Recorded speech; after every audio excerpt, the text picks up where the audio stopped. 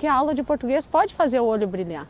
E eu vejo que com o PDG o olho brilha, tanto do professor quanto do aluno. O aluno, ele já vem para a aula assim, sabendo que aquilo vai ser bom, vai ser uma aula gostosa, porque ele vai estar trabalhando uma coisa que é significativa para ele.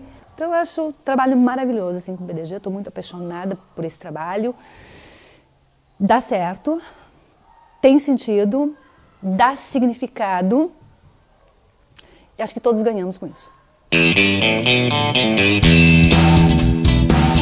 Projeto didático de gênero, né? Que é uma noção que a gente chama de uma noção guarda-chuva, que abarca um trabalho com no máximo 2 gêneros e que sempre tem uma prática social envolvida. E até tem um exemplo muito interessante de uma professora que foi ao supermercado e uma outra professora que foi ao supermercado e de repente um menino do supermercado a chamou e ela olhou para ele e disse: professora, a senhora não está me conhecendo? Ela disse: sim, claro, tu és o fulano. Ele disse: pois é, professora, eu estou aqui por causa da senhora, porque a senhora me ensinou a fazer currículo vitae.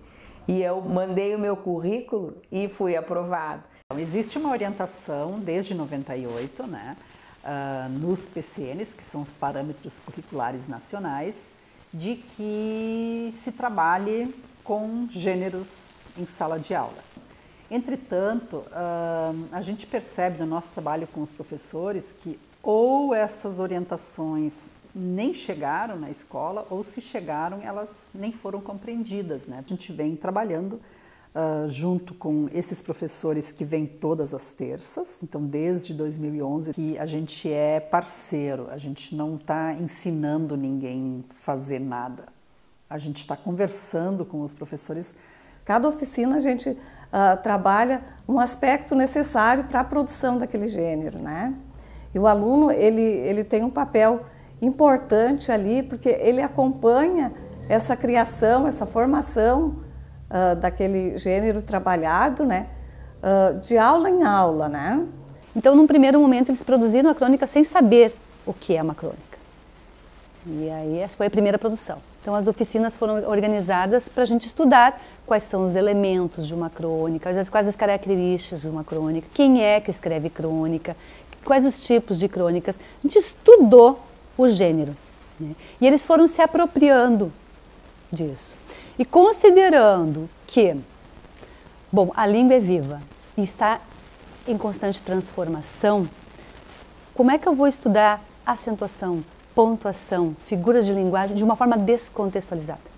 Se trabalhava, né, e ainda se trabalha, infelizmente, né, na escola, a gramática de uma forma artificial, né, para descrever alguma coisa, para classificar palavras e frases assim,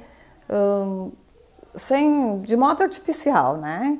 Isso para o aluno não diz muito e é por isso que o aluno não aprende. As coisas de superfície, colocar um acento ou mudar de S para Z, isso é evidente, isso qualquer um faz. Até o corretor do Word faz.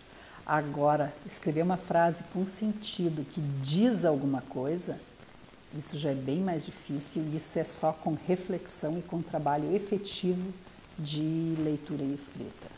E isso o PDG proporciona. Tem uma leitura extensiva ao longo do PDG, né? E a leitura extensiva, então, foi uma coletânea de crônicas do Luiz Fernando Veríssimo, que eles próprios providenciaram, eu encadernei e eles, então, levavam para casa essa coletânea. No final, então, eles tinham que, em grupos, escolher uma das crônicas e produzir um vídeo. E eles produziram vídeos maravilhosos, eles me surpreenderam, assim, com a capacidade deles e percebi que eles estavam encantados por aquele trabalho, então gostaram muito daquele trabalho, né? Então é um projeto que o professor desenvolve com os seus alunos a partir de uma demanda que os alunos têm, ou que o professor identifica, mas o ideal é que sempre seja co-construído. Tinha uma necessidade, a gente precisava estudar os conteúdos da Olimpíada Brasileira de Astronomia, porque senão a gente não iria bem na prova, que viria logo depois. Quem queria fazer a Olimpíada? Foi a professora que quis? Não, foi uma necessidade deles, porque esse tema é um tema fantástico para os alunos, eles adoram astronomia. Então cada um escolheu um tema da astronomia e eles tiveram que fazer um artigo de divulgação. Divulgando esse artigo, a gente compilou e fez um livro para pôr na biblioteca. E no final das contas desse projeto, a gente ainda teve 3 medalhistas na Olimpíada Brasileira de Astronomia. Uma de prata e 2 de bronze. Para a primeira vez que a escola estava participando. Eu vejo que quando o teu aluno está bem, ele está aprendendo, ele está sentindo prazer na aula, naquilo que ele está fazendo na aula, na sala de aula, a autoestima dele melhora, né? Ele se sente importante, né? Ele se sente incluído, né? Naquela cultura escrita, né? A minha trajetória antes e depois do estudo dessa pesquisa sobre o projeto didático de gênero mudou. Hoje eu não me vejo entrando na sala, dando uma aula de português, sem fazer um projeto didático de gênero. E algumas professoras defendem que, mas a gente aprendia assim. A gente não usava tablet. Hoje a gente usa. A gente não fazia e-mail. Hoje a gente utiliza o e-mail. Então, assim, não é porque a gente teve essa educação, a gente aprendeu dessa forma, que a gente precisa manter isso, né? As crianças mudaram, o tempo mudou, tudo veio mudando. Então, a aula de português, principalmente, que é a minha área, eu acho que precisa ser inovada. Quando tu vê o encantamento do aluno por aquela temática, por aquele gênero, aí tu pensa, puxa, valeu a pena, né? Deu certo. Demanda tempo, planejamento, estudo, sim, mas faz sentido para eles. E só tem aprendizagem se fizer sentido para ele, para o aluno. Se não fizer sentido para ele, não vai ter aprendizagem, vai ter decoreba para uma prova. Passou, ele não vai nem lembrar do professor, nem lembrar da escola, nunca mais na vida dele. E talvez essas ações ele leve para o resto da vida dele. Todo um envolvimento específico da relação do aluno que entende a aula de língua portuguesa como um instrumento para a sua vida. Isso é muito bom.